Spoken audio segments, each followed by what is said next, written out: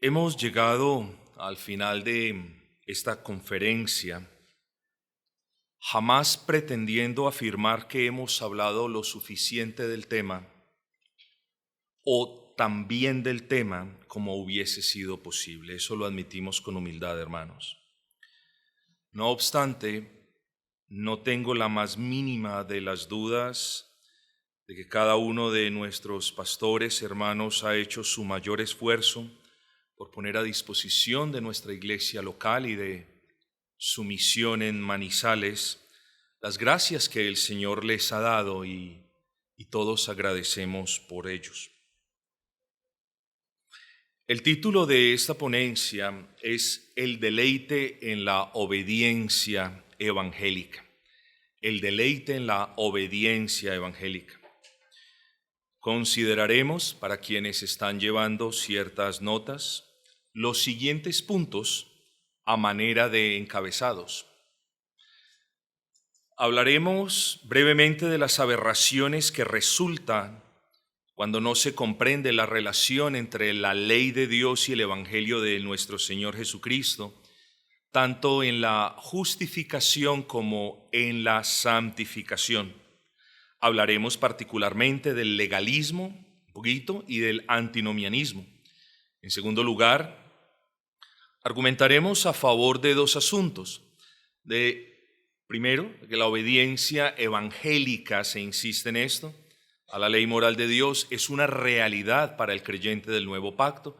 No estamos hablando de una realidad perfecta, no estamos hablando de una obediencia en su máxima expresión, pero es una realidad que caracteriza al creyente del nuevo pacto. Espero probarlo Dios mediante.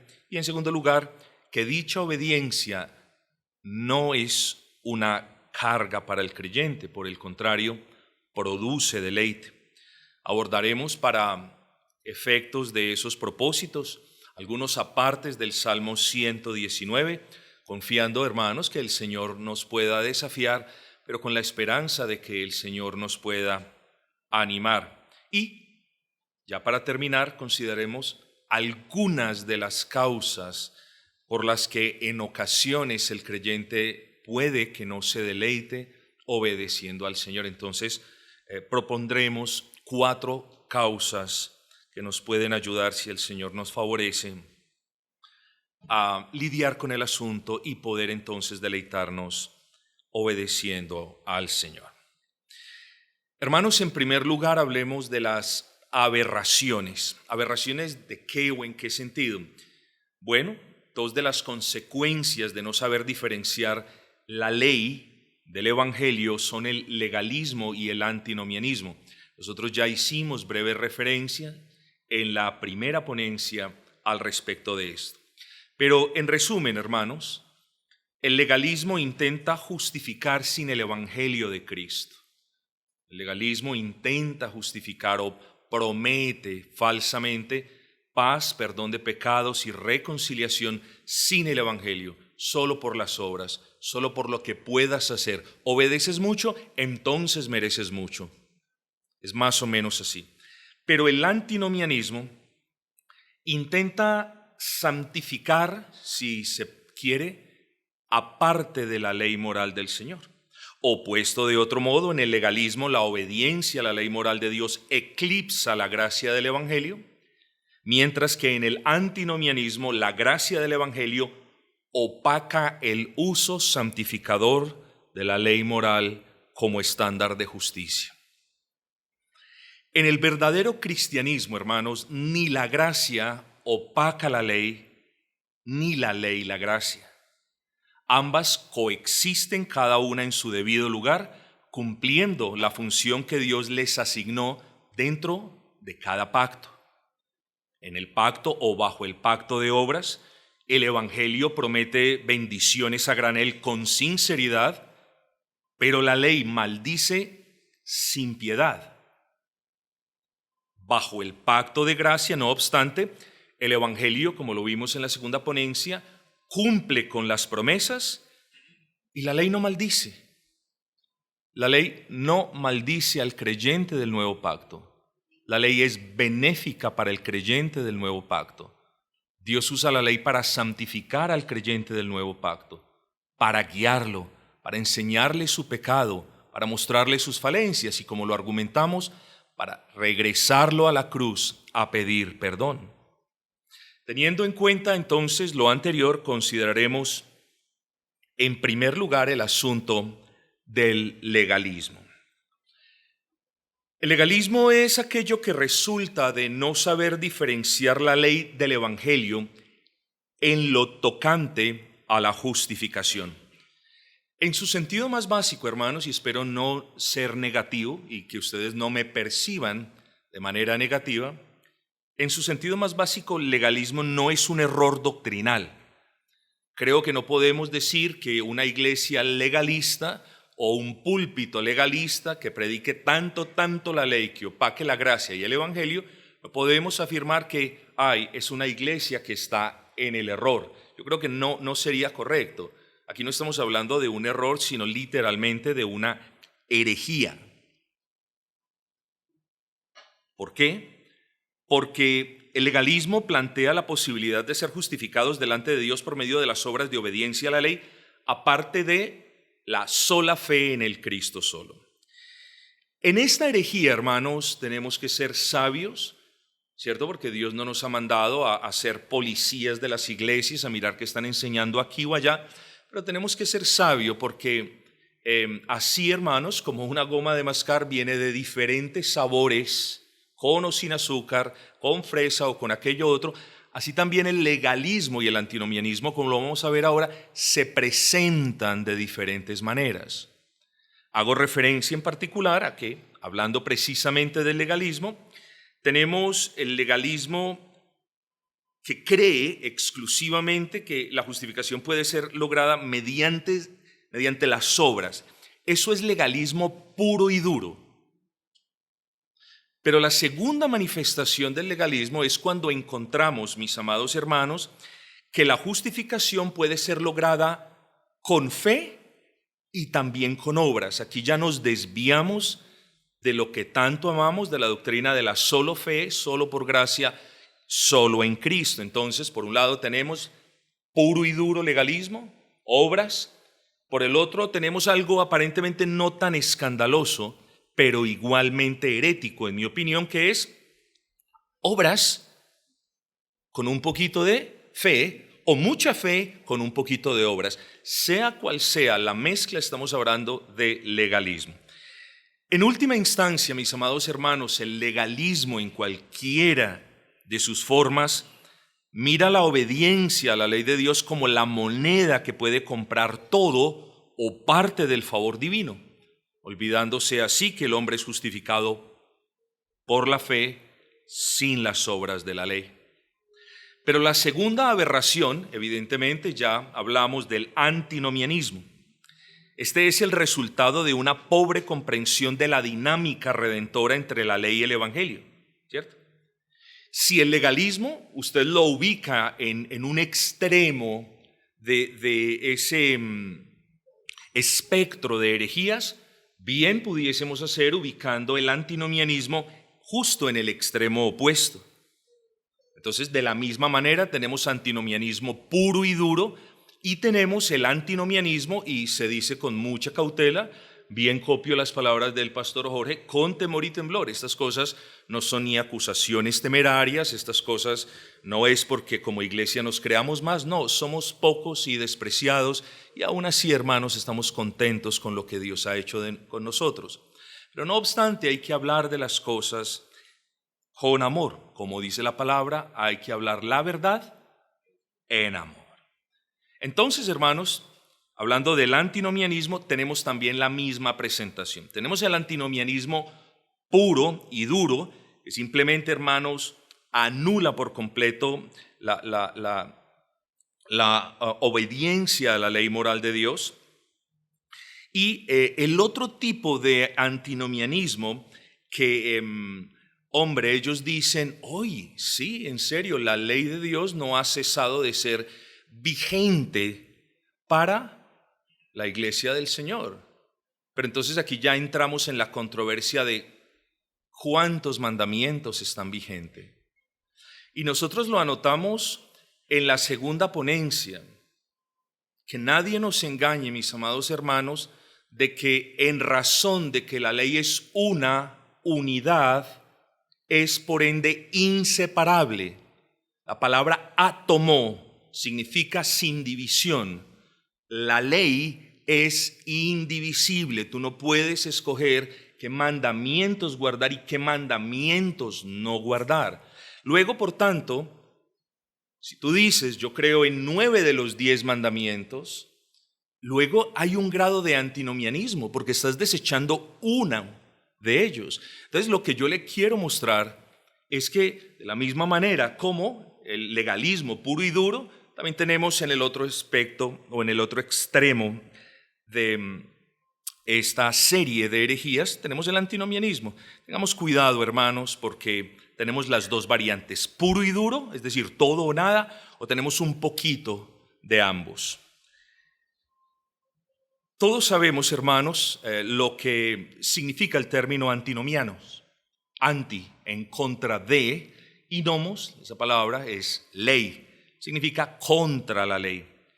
Esta es la herejía que niega la autoridad continua de la ley moral de Dios sobre el creyente y en su forma más general afirma que habiendo sido justificados por la gracia mediante la fe, los cristianos, los creyentes del nuevo pacto quedan exentos de cualquier obligación de obedecer los mandamientos de la ley moral de Dios.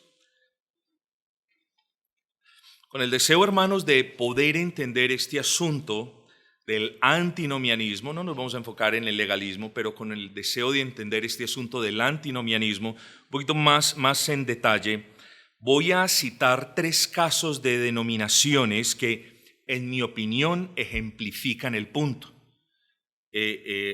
Aclaro desde ya, hermanos, que mi propósito no es ni declarar que en estas denominaciones no hay hermanos en Cristo, ni mucho menos. No estamos queriendo decir eso, hermanos, no estamos queriendo decir que esas iglesias son más malas que las otras. No estamos queriendo decir eso, hermanos. Solamente estamos ejemplificando esto con el deseo de que usted note cuán normalizada o normalizado está el antinomianismo en el panorama evangélico en la actualidad. Y el primer ejemplo, hermanos, cuando hablamos de antinomianismo, el primer ejemplo de repente lo encontramos en el dispensacionalismo. El dispensacionalismo es un movimiento reciente, relativamente reciente en la historia de la Iglesia, y generalmente hablando, su base doctrinal se fundamenta en la creencia de que Dios ha tratado con la humanidad en distintas dispensaciones o en distintas eras, y que Dios ha puesto en cada una de esas dispensaciones o eras reglas diferentes, leyes diferentes y promesas diferentes para los hombres que han vivido en cada una de esas dispensaciones. Partiendo entonces de esa base, ellos afirman que Israel y la Iglesia son 2 pueblos distintos con propósitos diferentes en el plan de Dios, y por esta razón, alegan, los 10 mandamientos solo fueron dados a Israel como nación teocrática. Por lo tanto, los creyentes del nuevo pacto están exentos de la ley moral como norma de vida, como estándar de justicia. De ahí que ellos concluyen, y esto es muy curioso, que o plantean más bien la dicotomía entre la libertad en el espíritu o la obediencia evangélica a la ley de Dios. Para ellos solamente hay uno de esos 2 caminos. O somos libres en el espíritu, como muchos de ellos lo llaman, o estamos esclavizados bajo la ley de Dios. Es la manera como ellos lo ven, ¿cierto? Pero es una falsa dicotomía, hermanos. Muchos de ellos, de quienes pertenecen a estos círculos, hablan de obediencia a los 10 mandamientos como si fuese legalismo o una religión muerta. Y ahí, hermanos, es donde yo espero que los pocos esfuerzos que este servidor ha hecho y los demás pastores puedan servir para que nosotros digamos, eso no es legalismo. Hablar de obediencia evangélica en el contexto del nuevo pacto simplemente es la respuesta natural a la obra de gracia del Espíritu Santo en el creyente. Eso es todo. Legalismo es si quisiéramos obedecer para ganar un favor de Dios. Eso sí sería legalismo, hermanos. Pero la obediencia evangélica, lejos de ser legalismo, es la respuesta espontánea, natural, no forzada del obrar de gracia del Espíritu en el corazón del creyente. Otra forma de antinomianismo, y una mucho más reciente, la encontramos en los adherentes a la teología del Nuevo Pacto. Ese es otro asunto candente. De repente ya no es tan popular en los medios, en las discusiones teológicas, etcétera, pero sigue siendo un claro ejemplo de antinomianismo, y ya les explico por qué. Este movimiento muy moderno enseña que el creyente, de nuevo, no está bajo la ley de Moisés, incluidos los 10 mandamientos de la ley del Señor, sino bajo algo que ellos llaman la ley de Cristo. Entonces ellos dicen, ok, estamos en el nuevo pacto, Cristo es el espíritu, la esencia, su gracia del nuevo pacto. Luego nosotros no tenemos que ver con absolutamente nada del antiguo pacto. Vuelvo y repito, ellos dicen estamos bajo la ley de Cristo. Ahora, ¿qué es la ley de Cristo? Bueno, ellos argumentan que es una ética basada en los mandamientos de Jesús y los apóstoles, pero no en el decálogo de Éxodo capítulo 20. ¿Sí me comprenden, hermanos? Esa es la ley de Cristo para ellos. El asunto, hermanos, es que la ley de Cristo, y aquí abro un paréntesis, el libro no está en la librería, pero se lo recomiendo. Es del pastor Richard Barcelos, y el título en español es Entendiendo el Jardín del Edén apropiadamente. Ese libro es excelente y lidia con el asunto de la teología del Nuevo Pacto. Pero bueno, regresemos aquí, hermanos.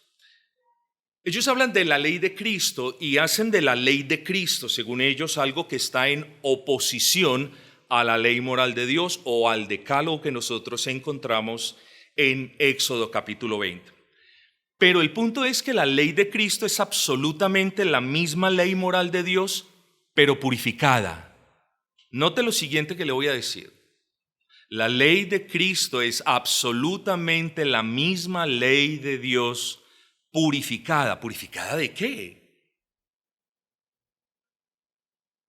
Cristo despojó la ley moral de Dios de todas las adiciones y distorsiones de los fariseos que la reducían solamente a normas de cumplimiento externo. Por eso se le llama la ley de Cristo en primer lugar, porque Cristo depuró, si se quiere, no porque hubiese mancha o mácula en la misma ley, sino porque los fariseos habían cargado la ley de Dios, que es santa, pura, buena y perfecta, con mandamientos de hombre. Bueno, lo que el Señor Jesucristo hizo fue depurar, sacar de la ley todos esos mandamientos de hombres que ni ellos cumplían, pero sí querían que los otros cumplieran. Pero en segundo lugar, la ley de Cristo, repito, es absolutamente la misma ley moral del Señor, pero ampliada. ¿A qué hacemos referencia con esto? Ampliada en el sentido de que Cristo enseña que el pecado no solo reside en los actos visibles, como el adulterio físico, ¿recuerdan? Sino que también reside en los deseos, pensamientos e intenciones del corazón. Entonces, ampliada en ese sentido, no ampliada en el sentido de que le añadió otros mandamientos, no ampliada en el sentido de que le hizo falta algo, entonces él la completó. Estamos hablando de la ley que ya dijimos es universal y más bien inmutable. Entonces el Señor la amplió, es decir, no solamente el pecado reside en la comisión externa de la falta, sino también en la intención, en el deseo del corazón. En tercer lugar, la ley de Cristo es absolutamente la misma ley moral del Señor, cumplida por Cristo. Y aquí hay un debate porque ellos dicen cumplida para que nosotros no la tengamos que cumplir. Eso es falso, y quisiera yo de repente hacer un poquito más de hincapié en esto. Les recomiendo el libro, sí lo pueden comprar, pero es cumplida para que nosotros, hermanos, o más bien, fue no cumplida para que nosotros no la tuviésemos que cumplir, que es la manera como ellos lo argumentan. Cristo cumplió la ley para que el creyente del nuevo pacto no la tenga que cumplir. No, mis amados hermanos, Cristo cumplió la ley primero para nuestra justificación y segundo para establecerla mediante su ejemplo como norma de vida. No se le olvide eso, eso es clave. Tercer ejemplo, ya hemos mirado el dispensacionalismo, lo digo de nuevo con respeto, el dispensacionalismo típico de la mayoría de iglesias carismáticas y pentecostales. En segundo lugar, hemos visto la adherencia a la teología del nuevo pacto, esa es otra manera de antinomianismo. Pero en tercer lugar, vemos, y hay que hablar de esto, hermanos, con mesura y con temor, vemos el antinomianismo en el neocalvinismo. Yo creo que esta es una buena oportunidad que el Señor me concede para hablar brevísimamente del tema, hermanos. Se nos ha criticado mucho de que no usamos el término neocalvinismo de la manera correcta. Nosotros ya, o particularmente este servidor, ya no sabe cómo explicarles de qué estamos hablando. No obstante, hermanos, ya digámoslo así, el universo allá afuera no me interesa, me interesan ustedes. Así que en ese orden de ideas lo voy a definir de esta manera. Cuando nosotros hablamos de neocalvinismo o nuevo calvinismo, hermanos, ya no importa. Nosotros hablamos del resultado de mezclar doctrinas calvinistas, bíblicas, con prácticas mundanas, no bíblicas. Eso es neocalvinismo en su definición más básica y elemental. Es la mezcla, es el resultado que se produce de mezclar doctrinas calvinistas, doctrinas bíblicas, con prácticas no bíblicas, con prácticas del mundo. Otros la definen, y creo que de manera muy acertada, como la fusión entre doctrinas típicas de la Reforma, como las 5 solas de la Reforma protestante, con prácticas atípicas de la Reforma, como la adoración mundana, solo por poner un ejemplo. Hermanos, muchos, y este es el problema, muchos de repente no nos percatamos de esto, pero a nuestros países de habla hispana nos llegó una reforma que ya venía defectuosa. Eso es lo que muchos hermanos no comprenden hay veces. Los hermanos miran los sermones de grandes y conocidos teólogos de República Dominicana y de otras partes de Estados Unidos y piensan, wow, la reforma pura y dura, lo máximo. No, hermanos, no estoy diciendo de que todo lo que ellos digan, no estoy generalizando.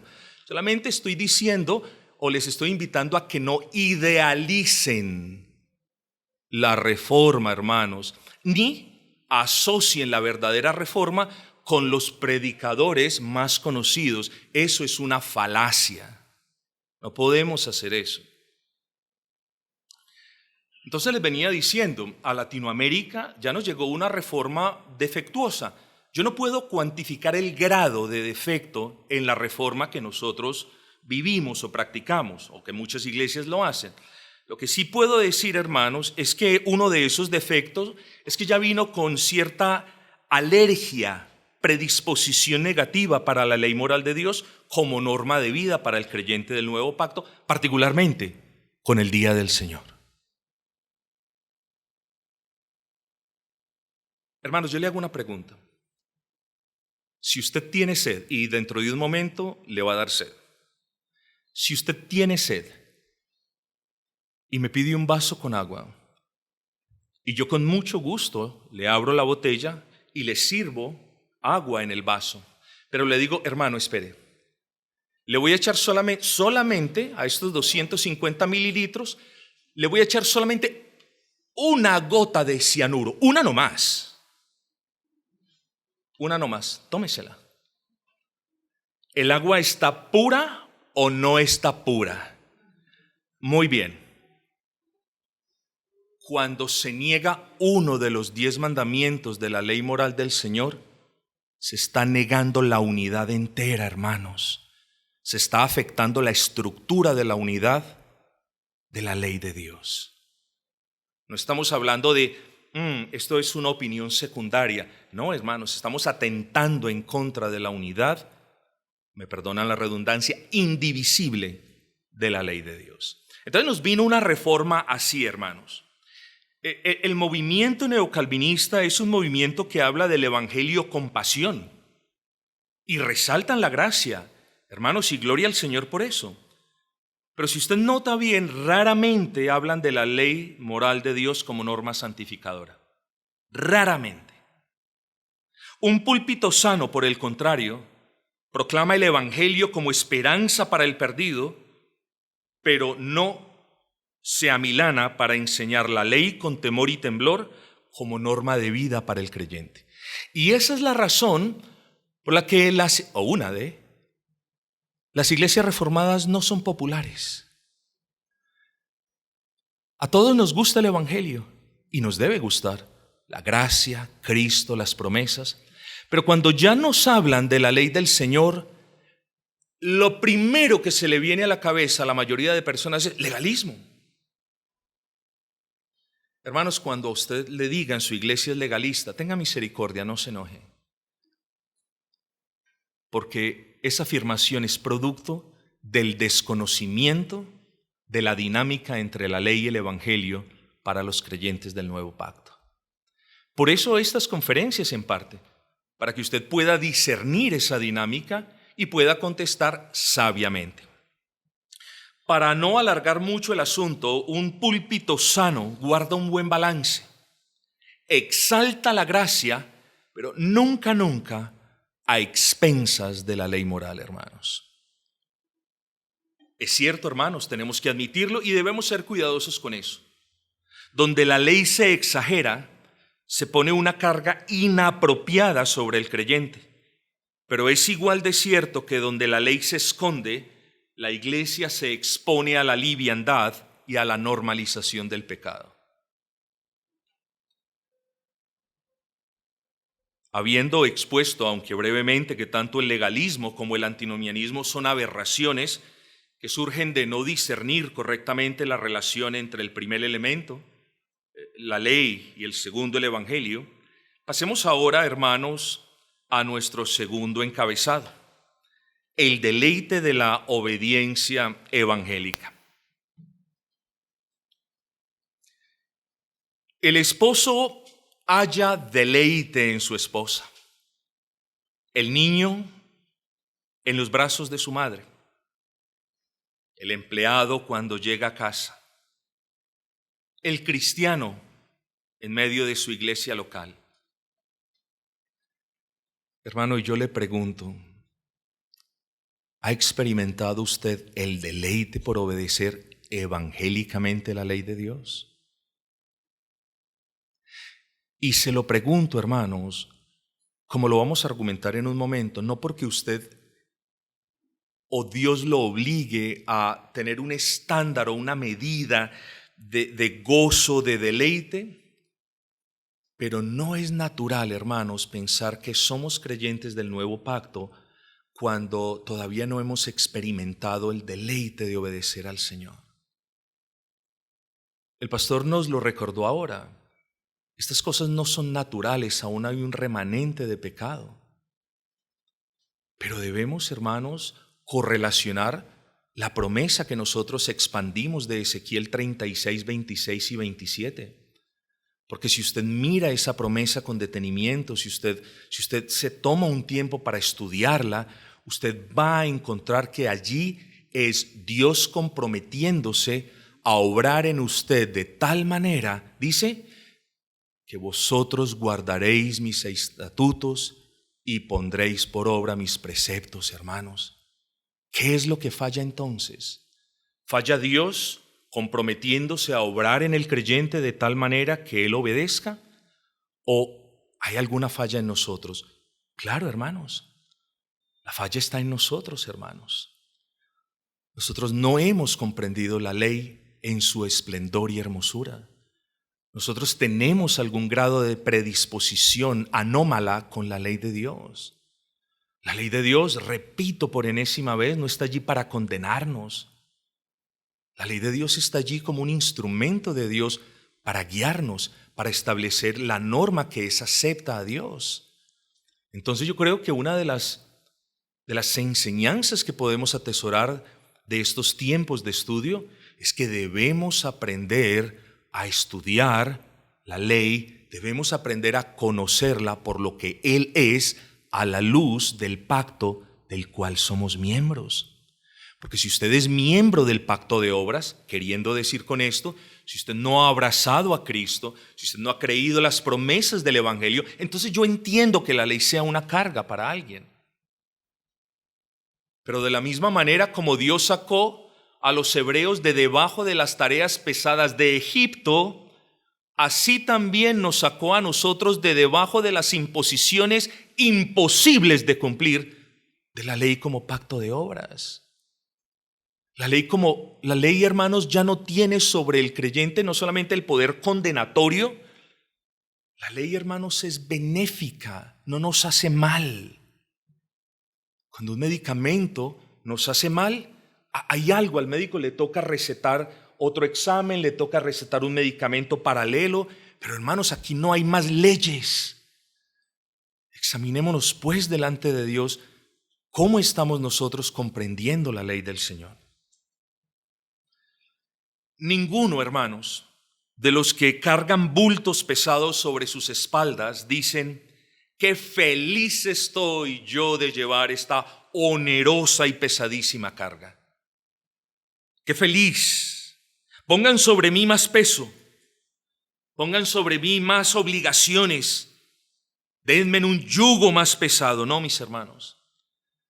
La reacción natural de cualquier ser humano es despojarse de toda carga.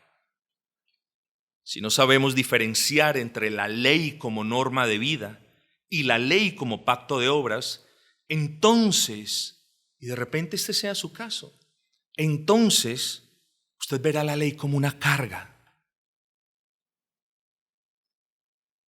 Y si usted ve la ley como una carga, su primera reacción será tratar de librarse de ella. Luego, lo que le quiero decir es que usted debe comprender estos asuntos, al menos en su sentido o grado más básico, para que usted no continúe, espero que no sea el caso, con una animadversación con la ley. Me pregunto, ¿será que aquellos que tratan de desentenderse de la ley de Dios como norma de vida aún están bajo el peso de esa ley como pacto de obras? Es decir, ¿aún no han sido salvos? Digo esto porque uno trata de deshacerse del peso que le molesta. Y desde la perspectiva del nuevo pacto, el único peso que nos debería molestar es el peso del pecado.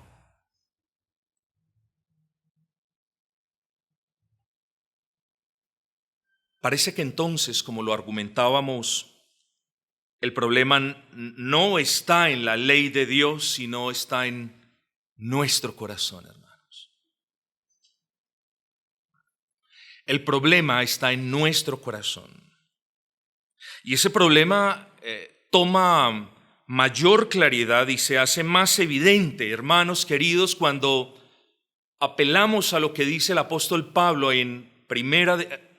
apóstol Juan, en su primera epístola universal, capítulo 5, versículo 3. Pues este es el amor de Dios. Noten lo que hace. Va a definir qué es amar a Dios. Pues este es el amor de Dios, que guardemos sus mandamientos, y luego esclarece todo el punto. Y sus mandamientos no son gravosos. No hay ningún mandamiento del Señor que sea cansón, gravoso, pesado, engorroso o fastidioso. Llámele como le desee llamar. No son gravosos para el alma, por el contrario, son buenos y necesarios para nosotros. Hermanos, con todo lo dicho, lo primero que deseo hacer entonces, con el deseo de animarlo a buscar la respuesta correcta a la pregunta, ¿hallamos deleite obedeciendo la ley de Dios?, es definir con claridad lo que se entiende por deleite. Hablar de deleite en el contexto de la obediencia evangélica es describir sencillamente el gozo santo y genuino que el Espíritu Santo produce en el corazón regenerado. Nótese bien lo que estoy diciendo. El gozo es un componente del fruto del Espíritu. Luego, hermanos, recuerden, siempre estamos hablando estas cositas a la luz de esa promesa hermosa de Ezequiel 36, 26 y 27. Luego, cuando el Señor promete, y os daré un corazón nuevo, y pondré espíritu nuevo dentro de vosotros, dice, y os daré mi espíritu, y allá en el versículo 27 dice, y haré que vosotros andéis en mis estatutos y guardéis mis preceptos y lo pongáis por obra. Hermanos, pregunta básica. ¿Usted cree que un corazón sellado con el Espíritu, con la ley grabada en él, como lo vimos en Jeremías 31, 33, ¿usted cree que un corazón así está condenado a no gozarse? No, hermanos. El gozo es producto del obrar del Espíritu Santo en ese corazón. Y como miembros del nuevo pacto nosotros decimos somos sellados con el Espíritu. Luego, ¿por qué no sentimos deleite al obedecer la ley de Dios? Hermanos, lo contrario debe ser realidad. Nosotros, hermanos, nos deleitamos en la ley del Señor y voy a esgrimir solamente 3 razones sencillas. En primer lugar, nos deleitamos al saber que el Espíritu Santo es quien hace posible que nosotros obedezcamos. Hermanos, no somos nosotros los que tenemos que salir a buscar fuerzas donde no las tenemos y gracia donde no la podemos producir.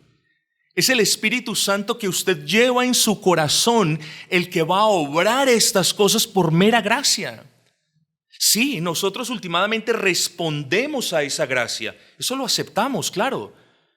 Pero nos gozamos grandemente porque el Señor es quien hace posible nuestra obediencia. El creyente se goza porque él sabe que Dios le ha dado la plenitud de su espíritu, entre muchas cosas, para que obedezca. Es una promesa que Dios no fallará en cumplirla.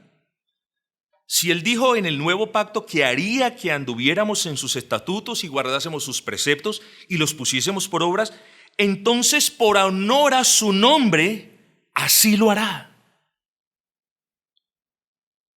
Nos gozamos y alegramos porque tenemos la ley divina escrita en nuestros corazones, pero sobre todo porque el obrar del Espíritu en nosotros es la razón y la fuerza detrás de cualquier obediencia a esa ley. Hermanos, nosotros solo respondemos, insisto, al obrar de gracia del Espíritu. Así que no es nuestra fuerza la causa de la obediencia, sino el poder del Espíritu obrando en nosotros. Entonces, yo creo que ya podemos dilucidar, ya podemos mirar una de las razones por las cuales no nos deleitamos en la obediencia evangélica a la ley de Dios. De repente hay un pecado no mortificado en su corazón. Claro, el pecado contrista al Espíritu, y si el Espíritu está contristo, entonces no va a haber gozo en nosotros.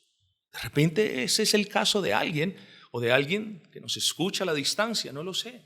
Pero pensemos en esto, hermanos. Pero el deleite a la obediencia evangélica a la ley moral de Dios no solamente se debe al poder del Espíritu Santo obrando en nosotros, sino a la libertad con la que obedecemos a Dios. Hermanos, nos deleitamos en la obediencia. Este es el segundo punto, Porque somos conscientes de que no servimos a la ley en lugar de Cristo. Servimos a Cristo conforme lo que dice su palabra ley. Son dos cosas diferentes, hermanos. La verdadera obediencia evangélica se ofrece a Dios como fruto voluntario, no como esclavitud forzada. Nadie nos obliga. ¿Alguien lo ha obligado a usted a guardar los mandamientos? Hermanos, ni siquiera el pastor tiene la potestad de decir, usted tiene que. No, hermanos. Nadie lo puede obligar. Usted es el que responde con deseo de obedecer. No se le olvide eso. Usted obedece la ley del Señor evangélicamente, insisto, porque usted desea hacerlo. Y nosotros deseamos hacerlo como respuesta a la gracia recibida, pero también podemos, por esa misma gracia, obedecer evangélicamente como lo definimos en la segunda ponencia. No es una obediencia perfecta, no es una obediencia completa, no es una obediencia infalible, pero cuando una obediencia, hermanos, es rendida de manera sincera, como muestra de nuestro amor por Cristo, a causa del obrar del Espíritu Santo en nuestro corazón, dijimos que siempre es acepta por Dios gracias a la mediación de Cristo, quien la depura, quien la completa, quien la perfecciona, quien la santifica, y entonces es aceptada siempre por Dios. Entonces, hermanos, nos gozamos porque esto no es una imposición, nosotros queremos hacerlo. En tercer lugar, nos deleitamos también porque la aceptación de una obediencia evangélica depende de Cristo. En este deseo que todos los creyentes tenemos de vivir una obediencia evangélica a la ley de Dios más libre, más constante, más deleitosa, fracasaremos. Tenemos ese buen deseo, o los creyentes deberíamos tener ese buen deseo, pero tarde o temprano fracasaremos, hermanos. Esa es la realidad, ¿no es así? Caeremos, transgrediremos la ley de Dios antes de ver cara a cara al dador de esa ley. Y cuando eso pase, hermanos, y pasará, recordemos que cercano a nosotros siempre estará aquel que como nuestro sustituto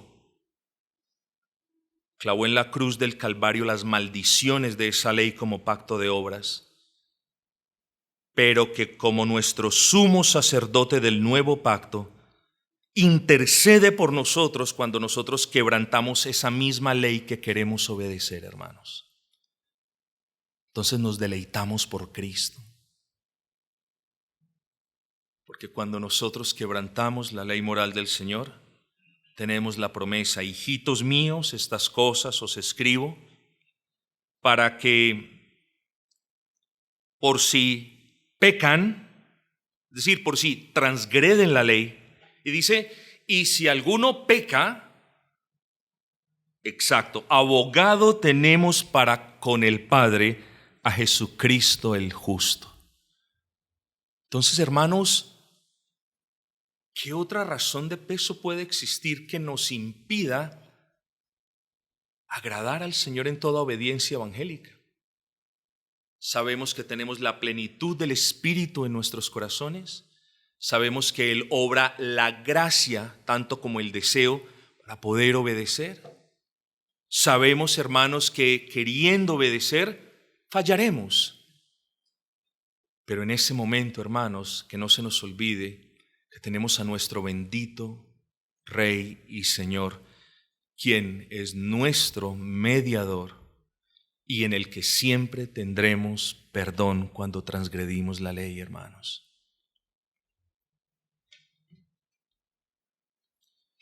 Hermanos casados, ¿no es cierto que uno de los mayores deleites del esposo cristiano es complacer a su esposa en todo aquello que es santo, bueno y justo? Bueno, hermanos, de la misma manera, el Hijo de Dios con su Padre.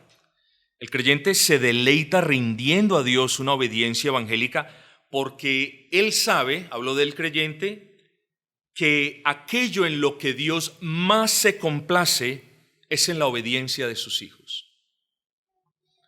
Primera de Samuel 15:22 nos lo recuerda de manera clara.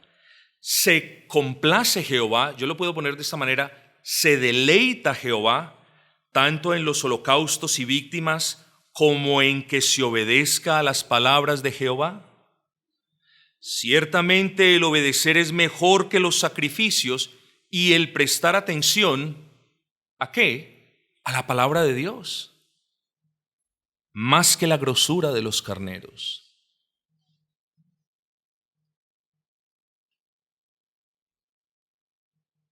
Hermanos, vuelvo y les pregunto, ¿de verdad nos estamos regocijando realmente en la obediencia evangélica a la ley de Dios?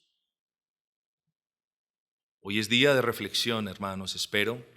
Hoy es día, hermanos, de que pidamos al Señor las gracias para comprender este asunto de una manera más robusta y nosotros entonces tener paz y gozarnos en estos asuntos. Ahora, quiero a continuación, hermanos, muy por encima, si se me permite, hablar algunos aspectos del Salmo 119. Citaré algunos pasajes del Salmo 119 como ejemplos del deleite en la ley del Señor. En ocasiones, hermanos, nosotros, los creyentes del nuevo pacto, cometemos un error. Y es que miramos, por ejemplo, la vida de David, la vida de Pablo, la vida de los grandes de la fe, y los miramos como si no hubiese persona que ejemplificara la fe y la manera de vivir agradable a Dios, sino ellos. Y nosotros muy a menudo nos relegamos a un segundo plano, siempre viendo, ay, David cómo estuvo, mira cómo andó, qué malo el pecado, pero mira todo lo que logró. Y siempre estábamos tratando de alcanzar y de querer vivir.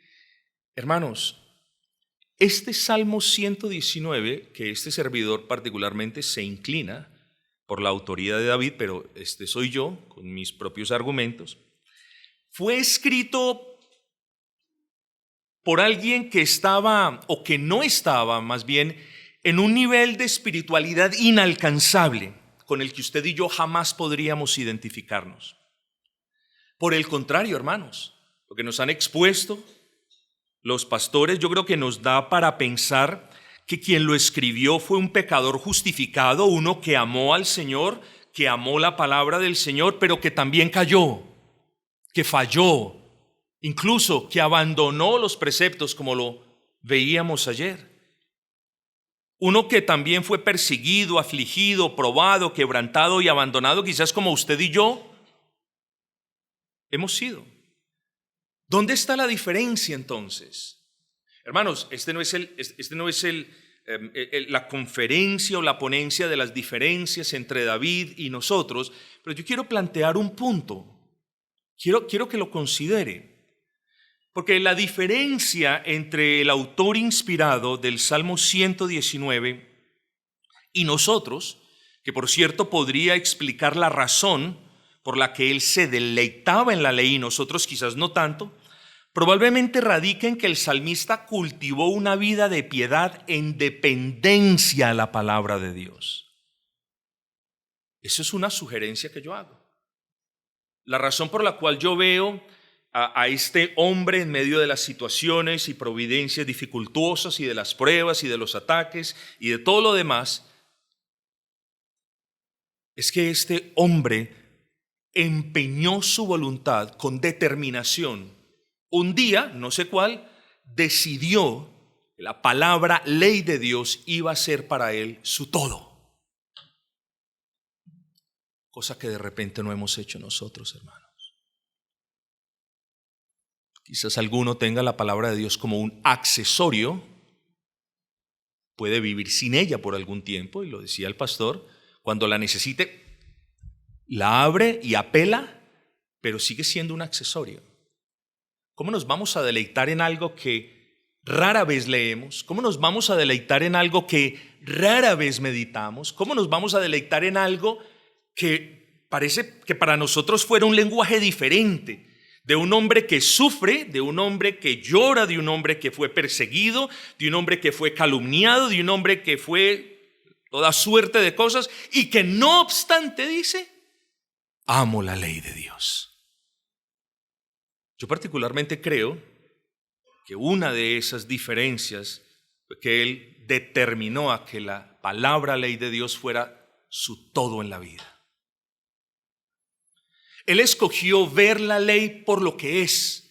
¿Creen ustedes, hermanos, que si la ley de Dios hubiese sido para el autor inspirado del Salmo 19 una carga, hubiésemos podido leer todas las cosas hermosas que hemos leído en estos 3 días? Ni una de ellas. Por el contrario, como fue algo bueno para él, nosotros encontramos en el Salmo 119 el testimonio de una persona como usted y como yo, que se deleita en la ley de Dios. Hermanos, este hombre escogió ver la ley, repito, de Dios por lo que es. La ley de Dios es una lámpara que lo guiaba. Versículo 105. La ley de Dios es una guía segura que lo guardaba del pecado. Versículo 11. La ley de Dios para el salmista era un tesoro inestimable más precioso que el oro. Versículo 72.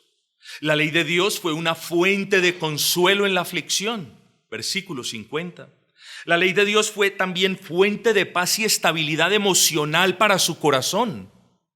Versículo 165. Y la expresión del carácter justo y fiel del Señor.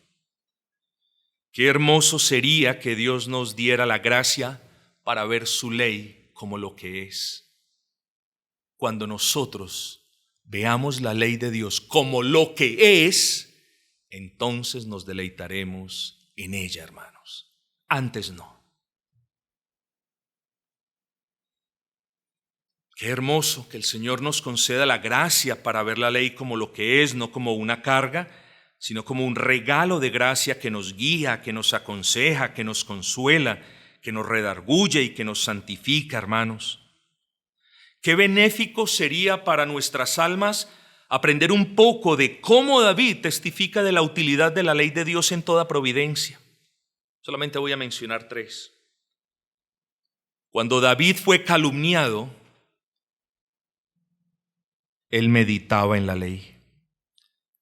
Príncipes también se sentaron y hablaron contra mí, mas tu siervo meditaba en tus estatutos. Versículo 23. Cuando David o el salmista atravesaba difíciles providencias en su peregrinaje, la ley fue su alegría. Cánticos fueron para mí tus estatutos en la casa en donde fui extranjero. Versículo 54. En medio de la aflicción, no uno en medio de esta aflicción, y Señor, mira la carga que tú me pones. No, hermanos, en medio de la aflicción la ley fue su delicia. Eso solo lo puede decir no un supersanto, sino una persona humilde que determinó que la palabra ley de Dios fuera todo para él. Aflicción y angustia se han apoderado de mí, mas tus mandamientos fueron mi delicia. Versículo 143. Pero no solo la ley de Dios era para el salmista el objeto de su meditación, su fuente de gozo y su guía. Hermanos, también era su deleite. El mismo Salmo 119 es prueba de que el gozo al meditar y al obedecer la palabra del Señor es una realidad en la vida del creyente. No es un, hermanos, no es un, qué bueno sería obedecer la ley del Señor. De nuevo cito al pastor porque ya lo dijo, lo acabo de decir. No es un qué bueno sería obedecer la ley del Señor. Es un me gozo en la ley de Dios aunque mi obediencia no sea perfecta. Es un me deleito en la ley del Señor aunque haya pecado en mí y aunque en ocasiones transgreda la ley. Transgredir la ley no es bueno, pero hermanos, nos deleitamos en la ley del Señor tanto cuando nos corrige, nos guía, como cuando nos avergüenza señalando nuestro pecado. Mientras suplica por misericordia, el salmista se deleita en la ley de Dios. Versículo 77. Vengan a mí tus misericordias para que viva, porque tu ley es mi delicia. Refiriéndose a tiempos de aflicción profunda, el salmista declara que su deleite en la ley fue aquello que Dios usó en su gracia para levantarlo. Versículo 92. Si tu ley no hubiese sido mi delicia, ya en mi aflicción hubiera perecido.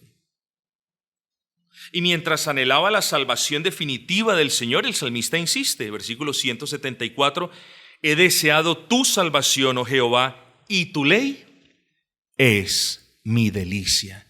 Entonces, hermanos, no queriendo abrumarlos con esta pregunta, pero ¿cuál es la razón por la que tú no te deleitas en la ley de Dios? O mejor aún, ¿cuál es la razón por la que no te deleitas tanto como podrías hacerlo? Esa es una respuesta que yo no lo puedo ayudar. Cada uno de ustedes está en el deber de responderla. Es claro que este Salmo 119 es aquel en el que más aprendemos de cuánta utilidad es la ley de Dios para el creyente y cuánto deleite representa para el alma meditar en esa ley y obedecerla. Ojo, pero no solo el salmista se deleitaba en la ley de Dios, sino que también vemos a quién. A Pablo, hermanos. Lo leímos ayer, Romanos 7:22, porque según el hombre interior me deleito en la ley de Dios. El ejemplo que encontramos en estos varones de deleitarnos en la ley de Dios muestra con claridad que dicho deleite debe ser una realidad presente en el creyente del nuevo pacto y no un deseo distante. Pero también hay que tener cuidado, hermanos. No hablo de que los cristianos estemos en la obligación de tener que deleitarnos en la ley en el mismo grado y de la misma manera. No, ellos son un ejemplo. Y ayer también fuimos recordados de que nosotros debemos aprender de los ejemplos buenos. Hermanos, miremos con los buenos ojos de la fe el deleite de Pablo en la ley del Señor, el deleite del autor inspirado, el Salmo 119, en la ley del Señor. Si lo miramos con esos buenos ojos, renovados, regenerados, hermanos, vamos a ver provecho grande en la ley. Entonces, hermanos, la exhortación no es de que usted tenga que hacer algo, es de que se examine para ver qué es aquello que debe ser tratado por el Señor, para que usted experimente una de las bendiciones más grandes del nuevo pacto que de repente usted no ha experimentado en su máxima expresión. El llamado que hoy le hago no es, tiene que hacer esto, porque somos buenos para las listas. Deme las listas y yo lo hago. Hermanos, si lo ponemos y lo enmarcamos y lo ponemos de pantalla en el computador para estarlo mirando, no, de eso no se trata esta exhortación, sino de que cada uno de ustedes se examine si se está deleitando en la ley del Señor o si no se está deleitando, ¿por qué no me estoy deleitando en ella? Entonces tenemos que hablar de las posibles causas que pueden impedir el deleite. Y vamos, hermanos, rápidamente a considerar 4 aspectos. Y vamos a comenzar por el más obvio. ¿Por qué una persona no se deleita en lo absoluto, obedeciendo al Señor? Bueno, la causa más obvia es la falta de regeneración. Es apenas evidente. Es imposible que un corazón en el cual el Espíritu Santo no haya obrado, es imposible que pueda hallar deleite en una ley que lo maldice. ¿Sí me comprenden, hermanos? Es imposible que una persona, repito, en el que el Espíritu Santo no haya obrado, pueda estar feliz y gozoso por una ley que le está llamando maldito, de una ley que lo está condenando, de una ley que está poniéndole un peso que él no puede cargar, condiciones que él jamás puede cumplir y que constantemente le recuerda la culpabilidad bajo la cual se encuentra. Es imposible.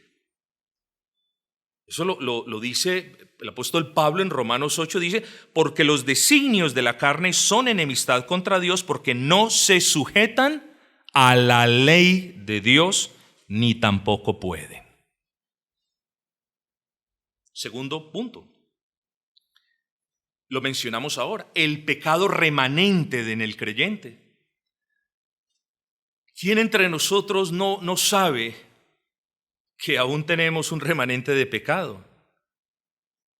Hermanos, mientras dure nuestro peregrinaje en este mundo caído, siempre tendremos ese remanente de pecado en nosotros, siempre será un estorbo de una manera u otra, y siempre, siempre, el remanente de pecado que usted lleva en su corazón, siempre se opondrá a la ley de Dios, siempre. Entonces, hay algo contra lo que a nosotros los creyentes nos toca luchar, y es ese remanente de pecado. Porque si nosotros no mortificamos por la gracia de Dios y en el poder del Espíritu, si nosotros no mortificamos ese remanente de pecado, hombre, lo he citado 1000 veces, tenemos que citar a John Owen, quien sabiamente dice, si nosotros no mortificamos el pecado, entonces el pecado nos va a mortificar a nosotros. Y cuando el pecado nos mortifica a nosotros, ¿quién entre nosotros tiene gozo? Nadie. Luego, la conclusión lógica es que si no mortificamos el pecado, si permitimos que el pecado, por cualquier suerte de abandono espiritual, de negligencia, etcétera, si permitimos que ese pecado eche raíz, brote, crezca, peleche y dé fruto, pues hermanos, no vamos a poder deleitarnos en aquello que tenemos que deleitarnos. El punto es, el creyente regenerado desea obedecer la ley del Señor, se deleita en ella, en su hombre interior, pero ese deleite muchas veces es obstaculizado por la presencia del pecado o pecados no mortificados. Tercero, no es raro encontrar que el deleite de la obediencia evangélica es estorbado por teologías distorsionadas. En ambientes donde la ley es despojada de su uso evangélico o considerada del todo irrelevante para el creyente, es fácil adoptar cierta animadversación hacia los mandamientos de Dios. Por ejemplo, esto, hermanos, Dios me guarde, no lo digo a manera de sátira ni de puya, ni mucho menos, pero para muchos creyentes la obediencia evangélica es un deleite todos los días hasta que llega el día del Señor. Hasta ahí llegó la obediencia evangélica, hasta ahí llegó el deleite, hasta ahí llegó todo. Les enseñaron mal, esa mala enseñanza caló en el remanente de pecado de su corazón, halló buen terreno, creció, dio fruto, y entonces ahora el fruto de su pecado, o más bien el fruto del pecado de una mala teología, da luz a una mala práctica. No hay deleite en su conciencia para una mala práctica, cuando el problema no es la práctica, sino el pecado en su corazón. Cuarto, falta de convicción. Este es el caso de muchos creyentes en iglesias reformadas que se esfuerzan por obedecer evangélicamente la ley de Dios, pero que lo hacen sin verdadera convicción. Escuche el siguiente ejemplo. ¿Por qué este hermano siempre lo veo deleitándose en la ley del Señor, en el día del Señor, pero yo no? Bueno, la diferencia puede estar en que, aunque ambos creyentes hagan exactamente lo mismo, aunque ambos creyentes estén en la iglesia de 10:15 de la mañana a 6 de la tarde, aunque ambos creyentes participen en un aspecto del servicio al Señor o en otro, suponga que hacen lo mismo, la diferencia radica en que el gozo genuino solo lo produce el Espíritu Santo en aquel que tiene la convicción de que obedece por amor a Dios y para la gloria de Dios. El que cree que le toca obedecer, hermanos, en él no hay deleite. Pero aquel a quien Dios convence de la utilidad, de la hermosura de la ley, y quien lo hace porque ama a Dios, él se deleita.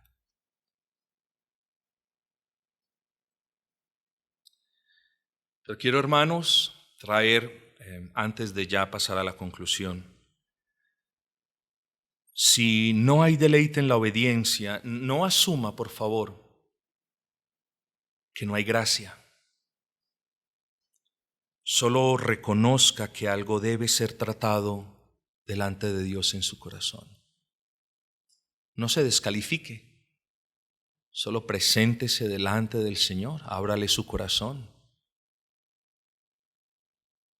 No se descalifique. Puede ser una percepción errada de la ley, puede ser pecado sin mortificar, sea honesto, puede ser una enseñanza confusa que le vino muy bien en sus otras épocas, o simplemente falta de convicción. Pídale al Señor que obre en su corazón y entonces, hermanos, ya verá la diferencia entre una obediencia, digámoslo así, legal y una obediencia evangélica, hermanos. Al concluir esta conferencia, hermanos, quiero animarlos también a que no sientan temor ni vergüenza al hablar de la ley de Dios. El que dice Pablo, porque yo no me avergüenzo del evangelio, porque es poder de Dios para salvación. Hermanos, yo sé que las siguientes palabras no fueron inspiradas, me las estoy inventando en este momento. Pero hermanos, yo quiero tomar las palabras de Pablo y decirles, yo no me avergüenzo de la ley moral de Dios que está allí para mi santificación. Porque yo siento que negar la ley del Señor es negar el mismo carácter santo, justo y bueno de su dador. Hermanos, no sienta vergüenza tampoco de afirmar con claridad su convicción bíblica y reformada. Como hijos del nuevo pacto, el Señor nos llama a obedecer su ley con un corazón renovado, movidos por el Espíritu y sostenidos por la gracia. No le dé pena decir eso. Reconozca que su obediencia, como ya lo enseñamos, no es perfecta, pero reconozca la gloria de aquel cuyo oficio mediador hace que sea acepta por Dios siempre. No le dé pena, hermanos. Obedecer la ley de Dios no es solo un buen deseo o un deseo santo, es el deseo que tenemos aquellos que hemos sido librados de la ley de Dios como pacto de obras y hemos sido traídos en el poder del Espíritu al Evangelio como nuevo pacto. Desear obedecer la ley del Señor, insisto, para que no hayan evangélicamente, nunca ha sido ni será legalismo para quienes estamos en Cristo. Es por el contrario cristianismo en su más sencilla pero hermosa expresión.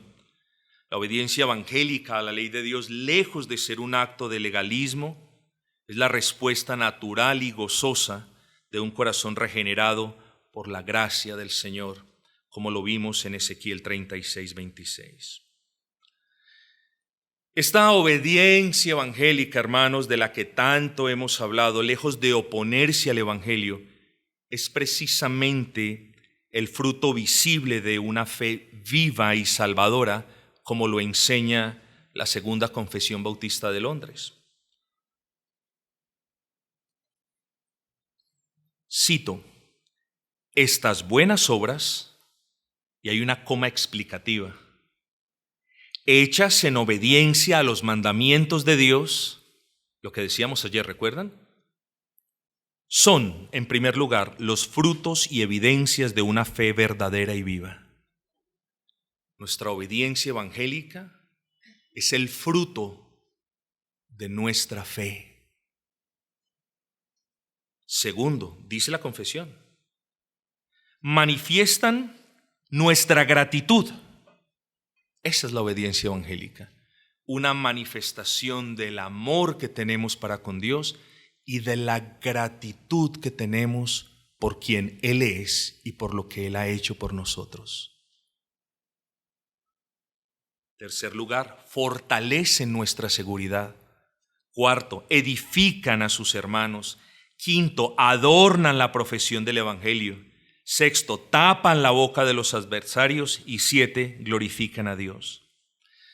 Así que como cristianos confesionales, cuando hablemos de buenas obras, que jamás se nos olvide que debemos usar la misma regla que Dios usa para determinar qué cosa es buena y qué cosa no lo es. Sabiendo entonces que una obra es buena por lo que determina la ley moral del Señor, recordemos con genuina humildad que somos hechura suya, creados en Cristo Jesús para buenas obras. Tomamos la confesión: creados en Cristo Jesús para buenas obras, o lo que es igual, creados en Cristo Jesús para obediencia evangélica. Si definimos las obras como aquellas que van de acuerdo a la ley moral del Señor, entonces podemos concluir que fuimos salvos en Cristo para obedecer evangélicamente la palabra de Dios, particularmente la ley moral del Señor. Nunca desligue la fe que lo salvó de la fe que lo santifica.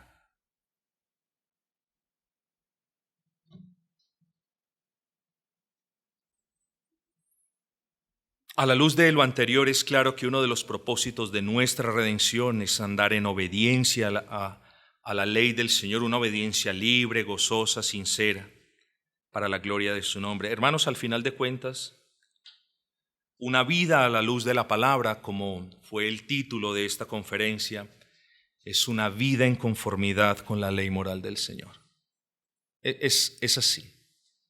Y quiero que usted, si de repente tiene alguna duda de las palabras de ese servidor, con lo cual no hay problema, quiero que usted, hermanos, se examinen a la luz de la palabra, estudien la palabra, léanla, pídanle al Señor humildad y gracia. ¿Por qué humildad, pastor? ¿Es que acaso? Pídale al Señor humildad, porque cuando nosotros queremos ser más agradables a Él, muchas veces Él nos muestra cosas que son desagradables a sus ojos, y la humildad en ese momento va a ser muy necesaria para decir: sí, Señor, me equivoqué. Pero la gracia, hermanos, es aún más necesaria, porque no queda todo en reconocer que no hemos visto la ley de Dios quizás como deberíamos. La humildad nos lleva a decir: Señor, es verdad, no la he visto como debería. La gracia me lleva a verla como la debo ver. Entonces, hermanos, que el Señor nos dé humildad para estudiar la ley, luz para entenderla, gracia y poder en el Espíritu para obedecerla, y amor por ella para decir junto al salmista: oh Jehová, cuánto amo yo tu ley.